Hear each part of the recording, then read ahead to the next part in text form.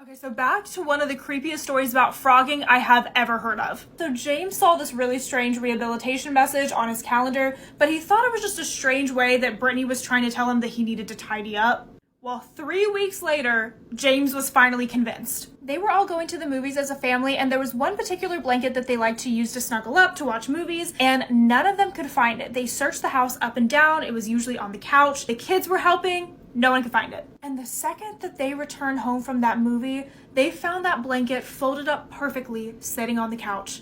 And that's when James knew something was wrong. Brittany was like, finally, she was feeling validated. And soon after that, in the middle of the night, Brittany noticed that her webcam was on, and she thought that that was strange, but she just got up and turned it off. So in September of 2019, they decided to go back and visit their family on the mainland. And they decided to take an earlier than planned flight home.